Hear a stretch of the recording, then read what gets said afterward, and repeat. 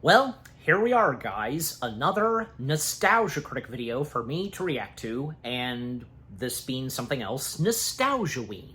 Yes. And, well, I think it was obvious that this being the first and new Nostalgiaween that came out, yeah, of course, you know I would be reacting to this, right? And here I am now, about to. I also, yeah, I have lunch with me. You saw the glimpse of the straw, so slide it this way, facing me. Actually, no, because I kind of like it facing this way. There we go. Anyways, but, yeah, move the bottle of water over here, as well as a TV remote. Yeah, so that's right, guys. The Nostalgia Critic has now finally done a review, and appropriate, because, yeah, this being something Halloweenish, perfect to watch around Halloween time, but also in the case that it's celebrating its anniversary. And I, of course, had already done my review on it, if you want to go check it out. Yes, Tim Burton's Corpse Bride. Yep, the Nostalgia Critic has finally done a review on it.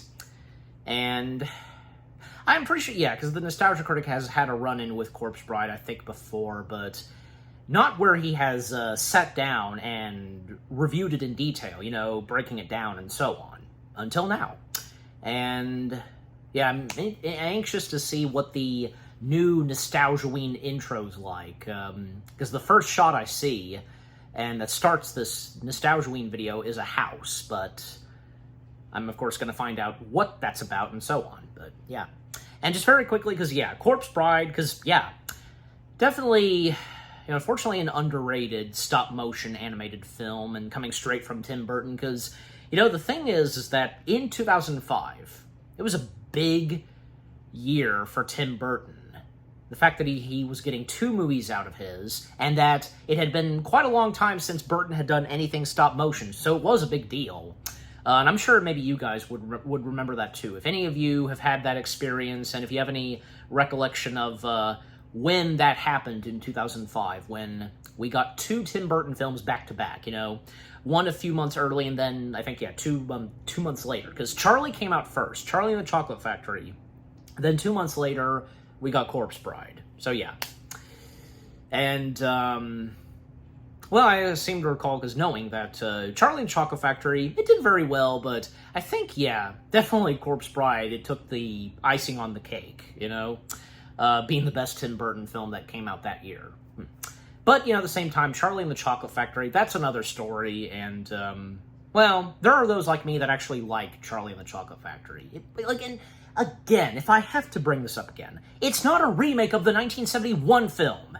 It's just another movie adaptation of the book. Simple as that. I'm sure Doug knew about that, of course, yeah. And as we all know, one of his most popular, it's in there, one of the top popular Nostalgia Critic videos that there has been. One of the old versus new videos, where he did an old versus new on the 1971 film and the 2005 film. You know, yeah. So, yeah, Doug, as the critic, had already, you know, crossed paths with Charlie and such, but yeah, anyways. And yeah, because he prefers the 1971 film more than, say, the 2005. Anyways. Alright, so for Corpse Bride, I have no doubt, of course, he'll have a lot of positive things to say about Corpse Bride. But I am, of course, I'm about to find out. So here we go. Let us now begin the Nostalgia Critic's review of Corpse Bride. In 3, 2, 1, away we go.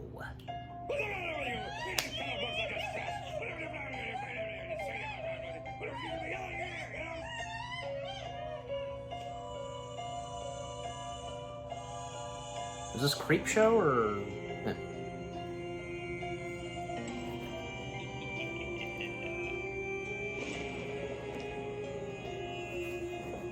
Okay, yeah, it is something Creep Show.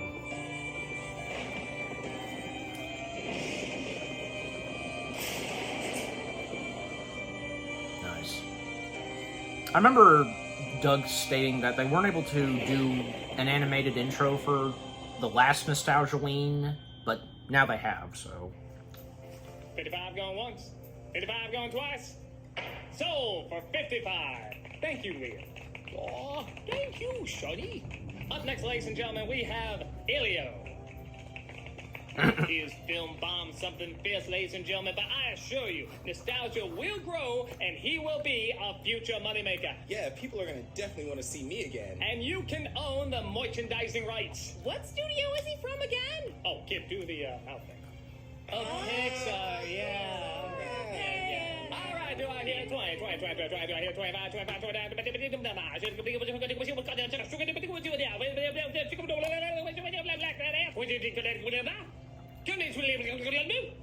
So, thank you, Elio.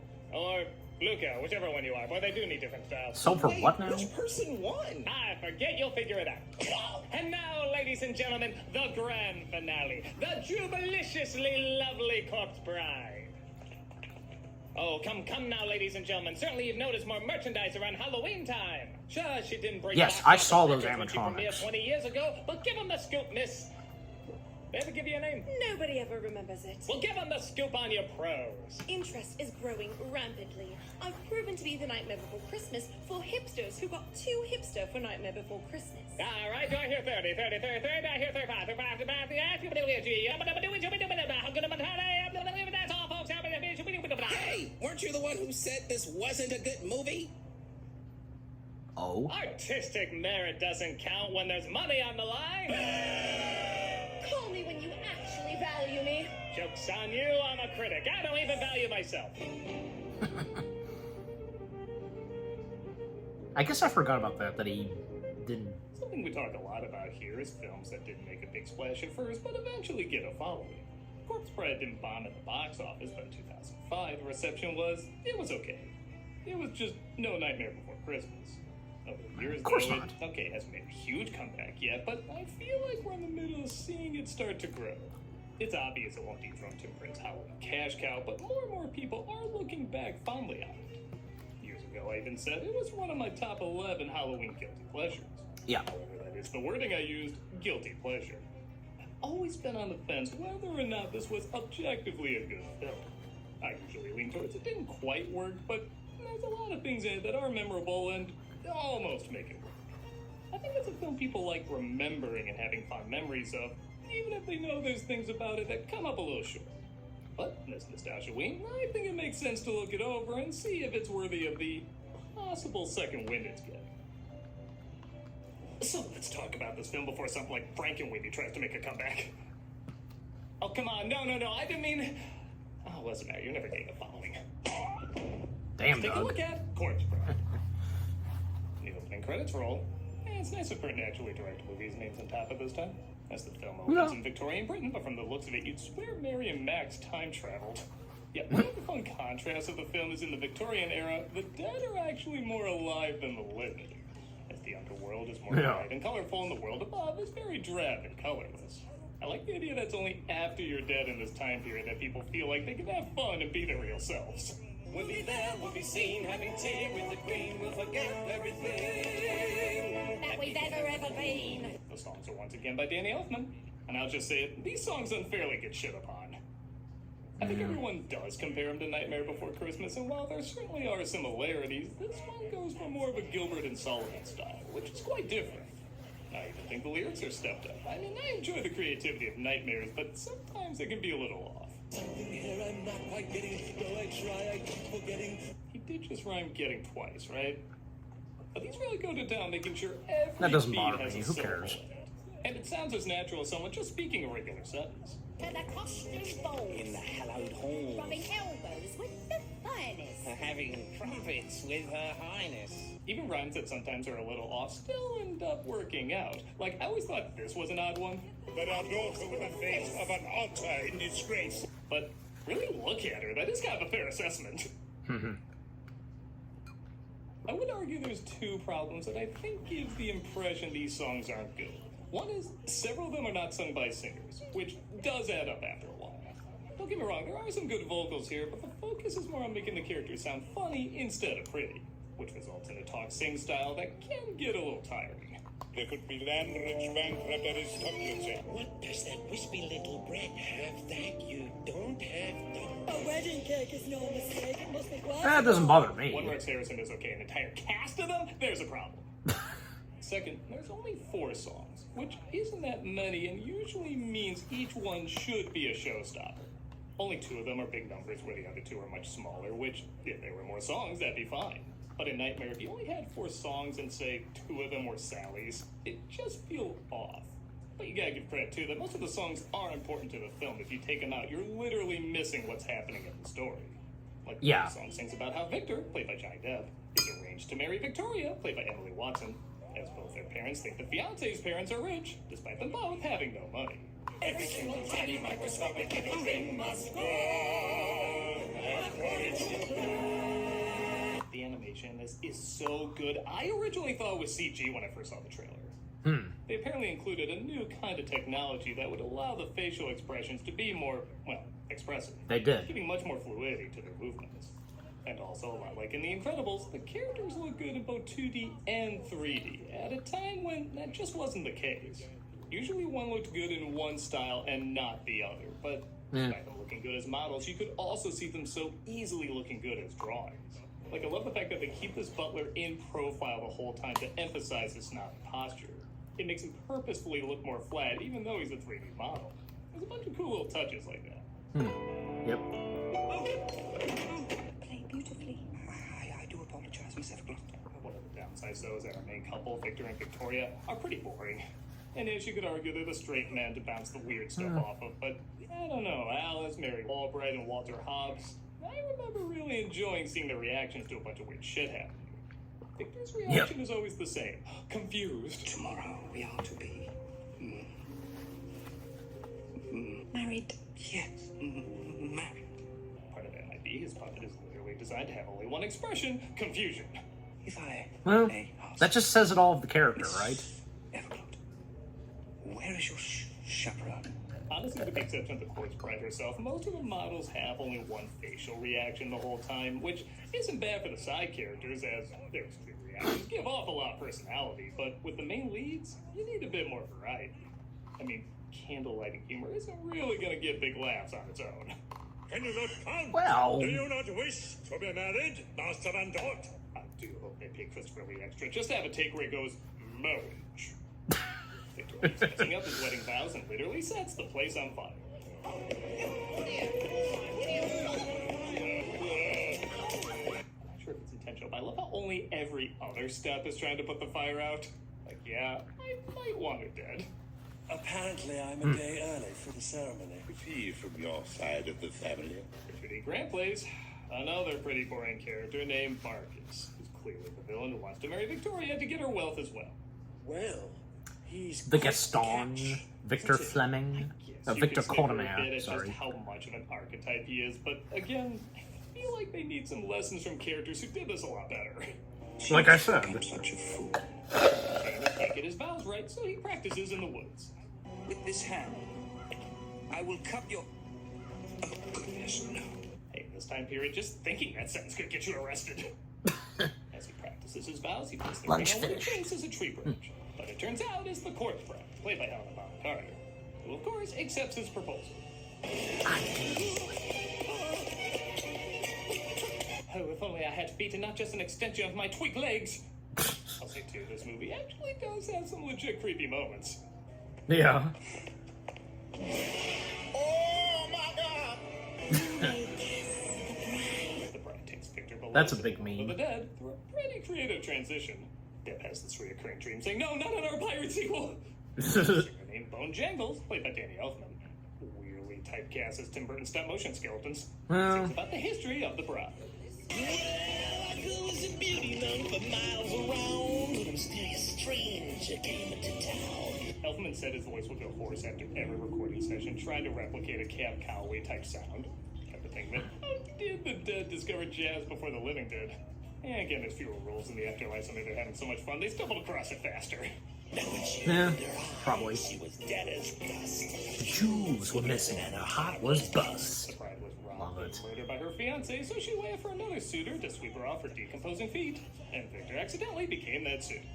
Meanwhile, in the land of Unintentionally. living, Marcus tries to move in on Victoria after the news is announced that Victor is gone. And I do mean literally announced. Victor Van Dort, seen this night on the bridge in the arms of a mystery woman. Another willow. Enough! That guy gets more laughs out of me than he should. Yeah, he was funny. Victoria's parents, of course, love the idea. Oh yeah, of and there's no trading up sponsor for Barclays. this. I remember. They make the assumption he's also loaded with cash. He doesn't even know any women. Or so you thought. It pains me to be the bearer of such bad news. Maybe someone with a naturally funny-sounding voice would make this bland dialogue work, like Patrick Warburton. Or so you thought. It pains me to be the bearer of such I don't Bad know. news. I don't know. I'm just workshopping. Come on, Richard E. Grant was Tries to good run in away from the this. bride, but Pepe refuses to believe he's not interested in her. Oh, I almost forgot. I have something for you. An obligatory Tim Burton dog. How thoughtful. My dog Scraps. Well, he's touchy reunited him with the bones of his dead dog. Boy, that's not the attitude a sentence like that usually conjures. He still tries to escape by telling her he should meet her folks in the land of the living. So they visit Elder Gutnick, played by Michael Goff, who was kind enough to actually let himself be filmed. That's how he naturally looked. You're right, they hate me for miking out for defect where I'm saying it. He casts a spell to send them back and says that they want to return. Well, I have they a, just yeah, have I to think it's stay obvious that hopscotch. his Yeah, skeleton I think character more was clever was too. modeled after him.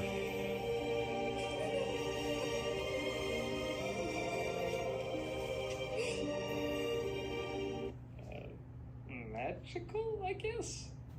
This is where the problems really start to sink in. It's not that what I'm watching is bad, it's just a little dull. I know I mentioned it before, but I do feel like more songs would have added more life to these scenes. Like if the bride sung about being above ground again and what it reminded her of, that could work. Maybe if Victor and No. Victoria sung a song about how they suddenly find themselves liking each other, that would also be interesting.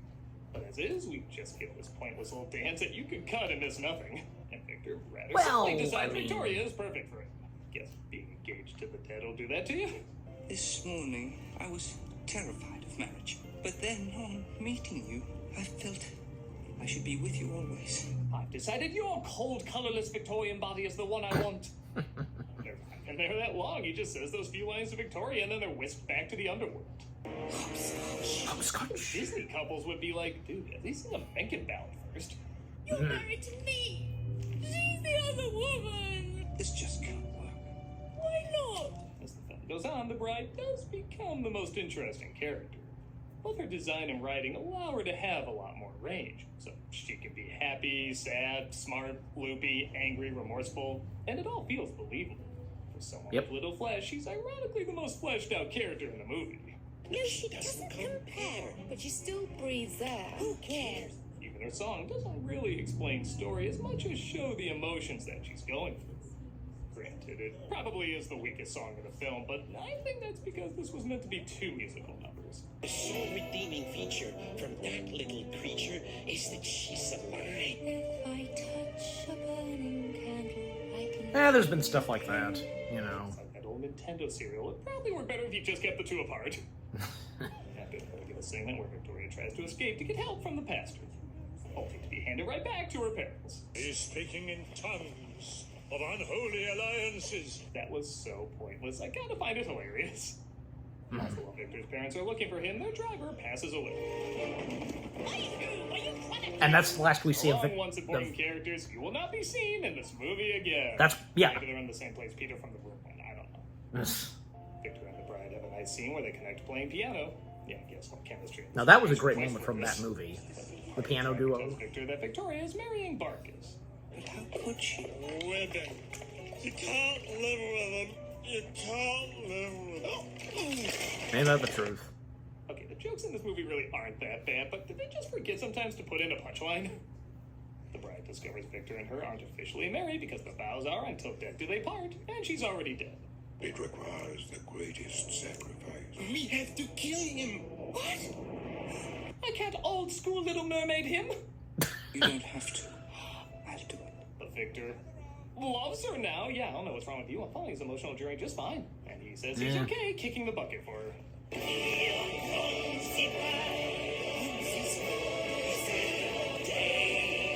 It is just hitting me. Even the big song numbers, which this one certainly is, and it sounds great, aren't shot like big song numbers.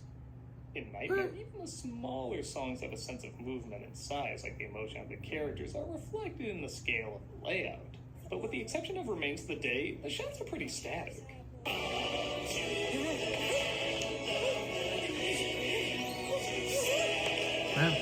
Thankfully, the designs of the world and characters look great, but for such Yes. large-sounding numbers, there really needed to be more movement here. We're moving this wedding party upstairs. Victor says they should have their wedding on the surface where Victoria is finishing up hers. Quiet down now, everyone. That's a pretty good joke. Everybody was quiet. Although the Victoria's family isn't wealthy, which is something of a moot point as it's announced. I don't know, but I used to live in your dead mother. And for those wondering, yes, that is supposed to be Steve Buscemi and no one else. No, Peter It's a Lorre. silly but surprisingly touching reunion as many of the dead reconnect with their family members.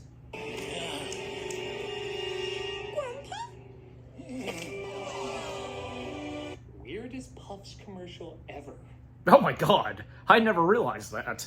Similar They play faces. Final Fantasy VII Rebirth every Friday on Twitch. Wow, also got we other are content during near week, the so end of the come check movie us out. and now this plays? Because it usually would be, what, in the middle? Everybody Like, gathers at the church for the wedding, and I do snicker at a holy matrimony that has poison. well, on in the account there's center going to of be it. probably another Turn skit into after a real this. marriage. But the bride sees Victoria is still in love with him. I will be. And again, am I crazy or is the stop motion in this just stellar? I mean, look at the subtlety of her expressions. It really looks like there's a million things going on in her mind. Yeah. This is the Ramesses mood swings of model puppets. Even the tears, like, oh. The bride loves Victor enough to let him go, as the couple who literally married different people on their wedding day decide they're perfect for each other. But one member of those weddings isn't leaving so easily. You forget. She's still my wife. I'll not leave here empty-handed. Yeah, Patrick Warburton would make this work. You forget. She's still my wife. I'm not leaving here empty-handed. However, a big twist, well, an obvious twist reveals itself. Emily, You! but I left you. Literally, yeah. But it was worth it for that reaction. Of course. Yeah, jaw-dropping moment. Favorite stop-motion tropes, a pointless climax. Yeah, I'm sorry, you could cut this guy from this entire story and it's very little. But if Well- he loses, it doesn't look like the dead can attack the living.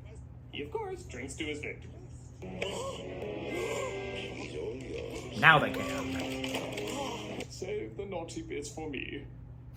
Our incredibly dysfunctional couple can finally be together. The bride turns into butterflies, I guess because she's done with her unfinished business, but what, all these people have unfinished business too? I don't know, just pretty. Well, And, oh, guess that's it. I mean, I guess there's nothing left to explore. I just expected a little something more. In fact, yeah, I think that about sums up my thoughts on it. There's a lot of good stuff in Corpse Bride. It's an original story, which we don't get often now, and even 20 years ago didn't get a ton of. The visuals are amazing, the songs are nice, the animation is absolutely fantastic. But it's kind of like Hill House. Everything is built just a little off, and those missteps do start to add up. Its pacing can be sloppy, the main leads are a bore, and it just doesn't feel like it lived up to its full potential. Even as Wow. emotional storytelling goes, which I do consider this to be, there's still a handful of elements that either needed to be tightened up or expanded upon. But with all that in mind, I'm not surprised this is getting a bit of a second wave. I think what the film leaves in people's memories is sometimes stronger than the film itself, and this is a memorable idea with a lot of creativity.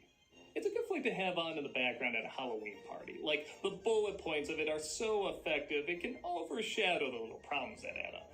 yeah. Honestly, I think this would be an amazing stage musical. You flesh out the characters by allowing them Yeah, to have more songs. that could I feel be. like this could have, pardon the pun, a really decent afterlife on stage. As is, I do Get have to a it. soft spot for it, even if I acknowledge it never fully comes together for me.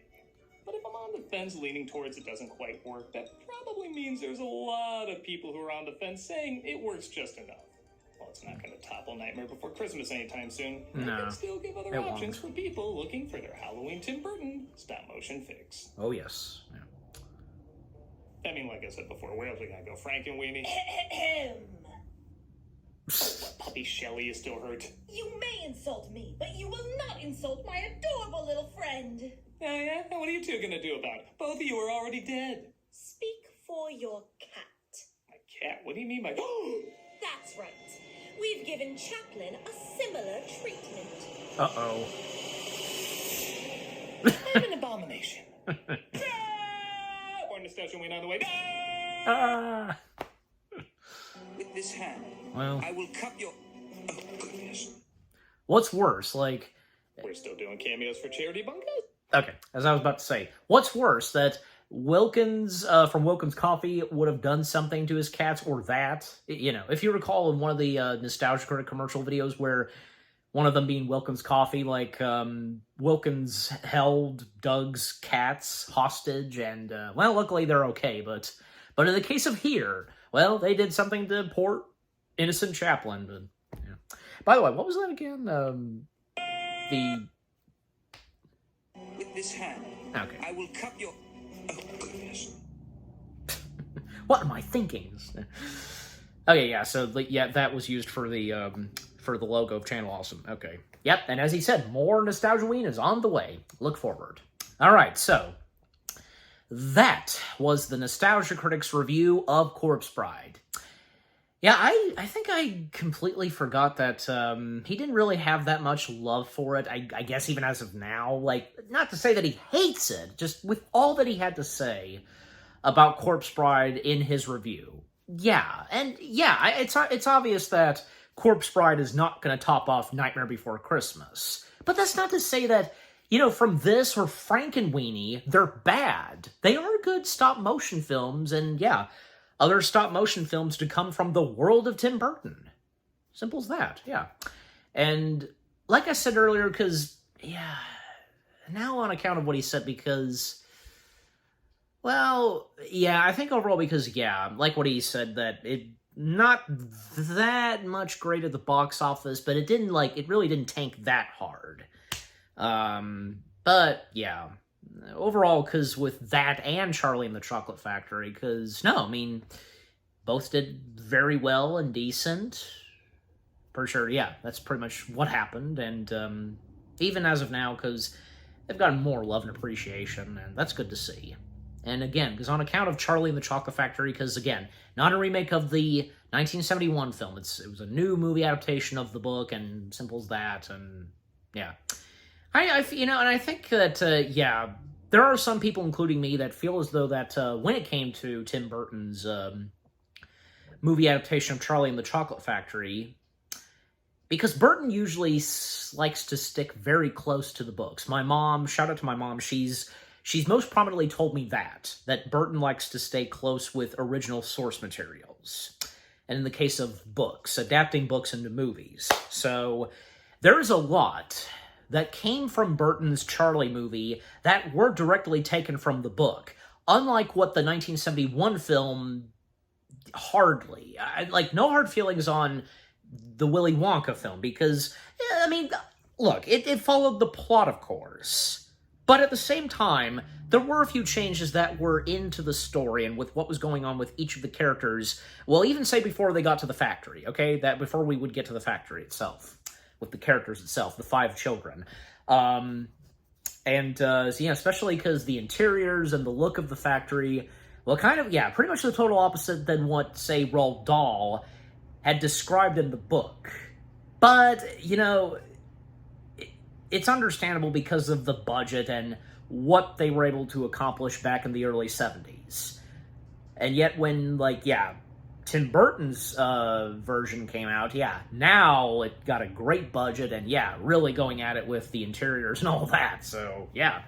And, yeah, because the interiors and with how the inside of the chocolate factory looked, and because the fact that the factory itself, it's the largest factory in the world. You know, when looking at the 1971 film, not that much, but I guess it's just the magic/illusion that Wonka achieved in that version, I guess, but anyways. Well, the same goes for the 2005 version, you know? Because, yeah, the factory is humongous from the outside, but what's inside? Yeah, literally because they have a big room that's the Fudge Mountain, they have a big chocolate river going to different places, and need I go on? Just, yeah. But yeah, but coming back to Corpse Bride, because, yeah, because, I mean, you know, a lot of positive things that Doug had to say, especially on account that, you know, the stop-motion animation, for example, and yes, that is correct, because, there was an upgrade to stop-motion animation where the characters, and in Corpse Bride, and which, you know, from there on in later stop-motion films, be more, you know, expressionist, you know, their faces and such. Yeah. Now, no hard feelings on the early stop-motion films. God, especially, like, say, on account of Rankin Bass, but no hard feelings on them, okay? I think you'd still get a good idea because of the facial expressions that go through those characters, you know, from the Rankin Bass stuff and others that would come your way, that would come later on, just, yeah. Or, like, say, I mean, like in the case of The Adventures of Mark Twain from 1985, does anybody remember that? I did my review on that, if you want to go check it out. There's that, yeah, I mean, because that was clay, and not bad on the facial expressions from those characters, as I recall. Anything that Will Vinton did. Also in the case of Ray Harryhausen, what else? Yeah, Artman, yeah, Artman's another one, too, because, well, even how far Artman came and the later materials that they did, small screen, big screen, But, yeah, definitely, because with Corpse Bride, it took the next step of armatures and on account of the facial expressions, the movements of the faces, everything on the face of a stop-motion character. Fantastic. And not to mention that Doug didn't bring this up, but I know, say, Electric Dragon 505, a.k.a. Animat, he brought this up when he did an animation look-back when he did an animation look-back of stop-motion, everything stop-motion, and when it came to Tim Burton, this was brought up where a cinematographer, who passed away, because after working on Monkey Bone, he wanted to do something, wanted to take, like, the next step of something stop-motion with using the Canon cameras and such. I think you know what I'm talking about, so, yeah. So that too being another thing where stop-motion would be taken to the next step, and how they would shoot stop-motion with those type of cameras. Especially, you know, those type of cameras that made its way into the early 2000s. Yeah. But, yeah, again, because no hard feelings on, you know, say, well, Nightmare Before Christmas, those that came out in the 90s, etc. Most prominently Nightmare. Because, well, I mean, of course, looking back on Nightmare, of course it still looks fantastic. And, of course, it's one of my top favorite Tim Burton films, in my top favorite list of movies, and I'm sure the same goes for you. Yeah. Is there anything else to point out? Well, I mean, because, like, some other things that Doug pointed out on account of some of the characters, like, you know, the main antagonist. Well, come on, he wasn't bad. He worked very well in the storyline. And I don't know, because, like, it never really occurred to me, or maybe to any of us, until thanks to Doug, that... What, if Patrick Warburton voiced him? Good lord, could you imagine? And because Doug doing his best attempt on a Patrick Warburton impression, I've tried as well, and what, because, you know, it'd be like, because, yeah, with what he was doing, because, you know, you seem to forget, she's still my wife, I'm not gonna leave here empty-handed, something like that, because at least I can try and do my best on when, like, Warburton, any character that Warburton does, like, oh my god, just, like, kind of freaks out and such. But, yeah. But you get the idea.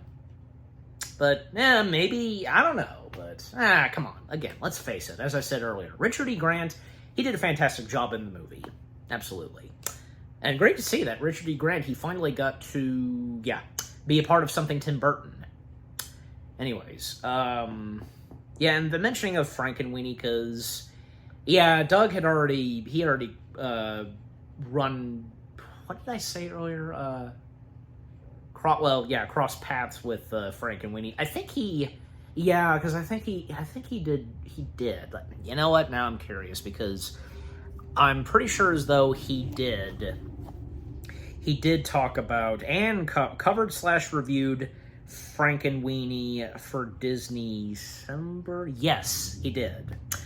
It was one of those Disney Decembers from somewhat a couple of years ago, you know, when the logo changed of Disney December and the music, you know, where instead of the castle, it was like buildings, you know, that whole thing. So yeah, so he already talked about Frankenweenie, but not as the Nostalgia Critic, technically. Not reviewing Frankenweenie as in a you know, doing a Nostalgia Critic video. But I'm sure that, yeah, he's going to get to it at some point. And hey, if you're watching this reaction video again, then my reaction to his review of Frankenweenie as the Nostalgia Critic has happened, then yeah. Anyways, so yeah, again, he already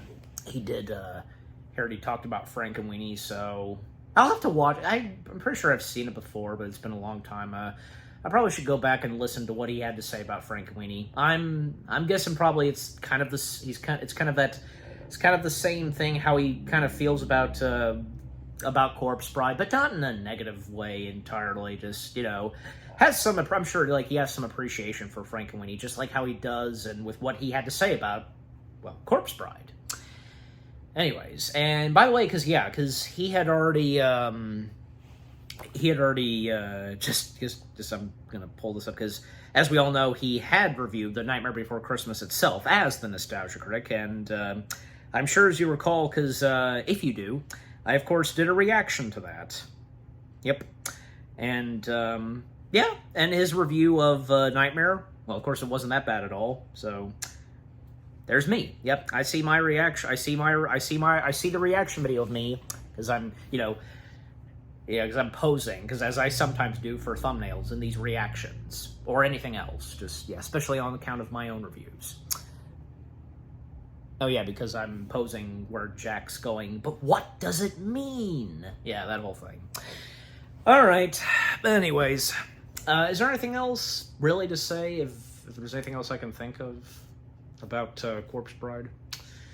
Well, yes, I will mention this. This is going to be the last thing I'll mention, because the songs, well, I mean, it never really occurred to me, and I guess, even with what Doug said, I'm guessing, yeah, if I'm correct fully, because I guess, like, yeah, in the case of the songs in Corpse Bride, well, kind of in that same territory as how the songs were in Nightmare Before Christmas, like, nothing too grand and epic of a song number, you know what I'm saying, and just it's just how they were done, okay, in stop motion. Like, what's the big deal, you know? Besides, you know, the song numbers and their style and how they were filmed on account of stop motion all turned out good, you know, in Nightmare and in Corpse Bride. And yeah, because Doug, yeah, I would think so too, because yeah, like some of the songs in Corpse Bride, you know, being very memorable and such. Maybe not all of them, but just a few. Like, well, I could think of most prominently, say, Remains of the Day. Yeah, that's one of my favorite songs of Corpse Bride, and I'm sure the same goes for you.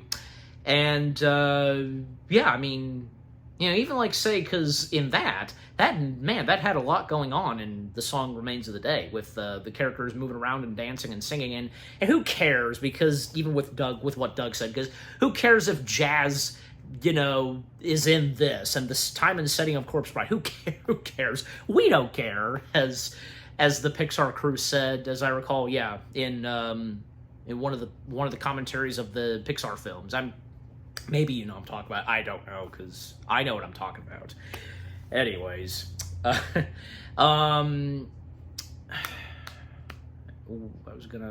so something else about the songs? Well, yeah, just overall with what I had to say about the songs. Oh, you know something? Even if it was necessary, because, yeah, Doug didn't bring this up, but I am going to, because I'm sure as you guys know, because, you know, that same year when Corpse Bride came out, and this is the last thing I'm going to talk about, sadly, when Corpse Bride came out, unfortunately, because Corpse Bride lost a big member of the family, whom was one of those that was responsible. He was responsible for bringing Corpse Bride to life.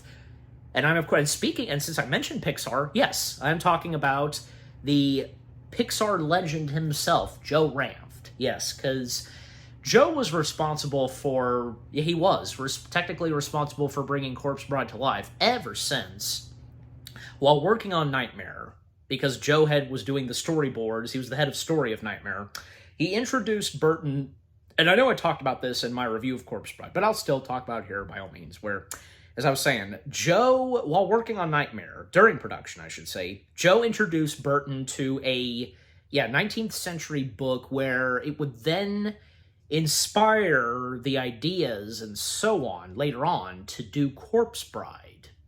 And Joe finding himself in the position as producer of Corpse Bride, rightfully so. I do kind of wish that, it's a shame that, because Joe Ranft had always usually lended one or two voices in anything, like, well, especially in the case of Pixar. Sometimes, like, he'd get a top building character, like in the case of Heimlich, but and Wheezy, but yeah, not all the time.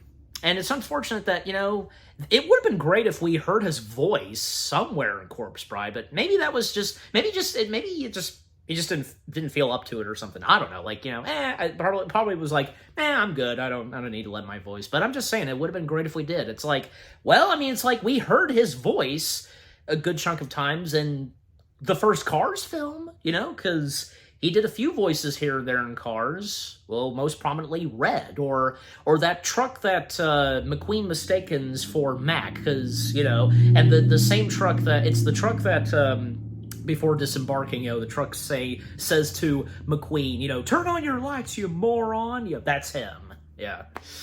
But we, of course, most prominently remember him as the voice of Red. Yeah. So that, and yeah, because with this and Cars, they were the last two films he worked on, and both of them being dedicated to him, rightfully so. Apparently, I read this. Why is it not on IMDb? Maybe I'll have to Google it, because apparently Joe Ranft had some involvement in Open Season.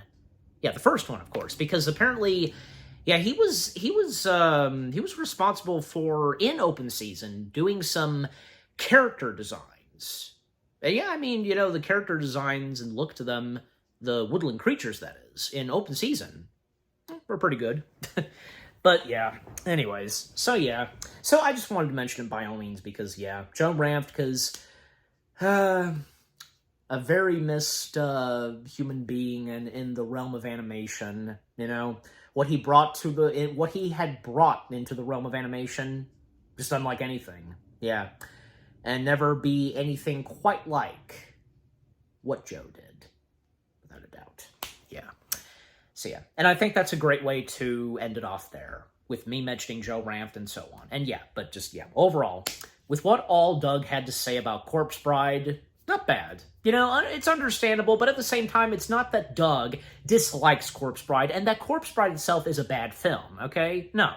It's just not really up there like, say, Nightmare. But, I mean, it's like, yeah, like Nightmare, of course, but of course, Corpse Bride is just something about it that's just amazing, okay? There's no denying.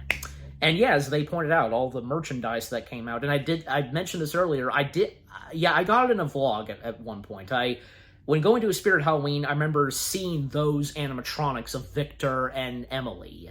Oh, that was amazing. It's like they were brought to life right there off the screen. It's amazing. And all the other merchandise and stuff related to Corpse Bride at Spirit Halloween, that was great. Okay. Yes, but again, overall, the Nostalgia Critics review of Corpse Bride, pretty good, entertaining, all of the above. And what about you guys? What did you think of the Nostalgia Critic video itself? His review of Corpse Bride. Anything you agree and disagree on? You know, I mean, I'm sure you guys probably would feel the same way too, and like, yeah, it cannot top off Nightmare, but it's still, there's just something about it, you know what I mean? Did you get some good laughs, good chuckles, and stuff you didn't know of until, well, watching this, and some facts that Doug shared? Did you think the skits were pretty funny? And God, you know, the whole thing of the bean mouth, just, oh my gosh. Well, that's not a main thing that Pixar is going to be doing. Okay, I think it's obvious. It's just for a couple of their movies with that look and style, you know, and it worked well from, say, Turning Red, Luca, and Elio. Just, you know, it depends, you know, with what look and style they go with and those kind of character designs. Anyways. And also, what about, say, the intro for the new Nostalgia-ween? Yeah. And yes, because it is Creepshow themed. Yeah, so I recognized it. Yeah. Because of the trash can and the skeleton with a cloak. Just, you know, yeah, that was awesome. But yeah, just, oh, and also, if Corpse Bride is one of your top favorite stop-motion films, one of your top favorite Tim Burton films, just, yeah, anything in general. But yeah, just again, overall, what do you think of the Nostalgia Critic video itself, with what all I've had to say, my reaction to it, and yeah, what did you think of my reaction to the Nostalgia Critic video itself? Leave comments, and give this reaction video a like, as always. And so, guys, with all that being said, thank you very much for watching. I hope you guys enjoyed my reaction to the Nostalgia Critics review of Corpse Bride. More reaction videos are coming your way. They're going to be awesome. Keep looking forward, and I will see you guys in the next video / reaction. Take care. More Nostalgiaween is on the way, and for me to react to, happy anniversary to Tim Burton's Corpse Bride, and peace out.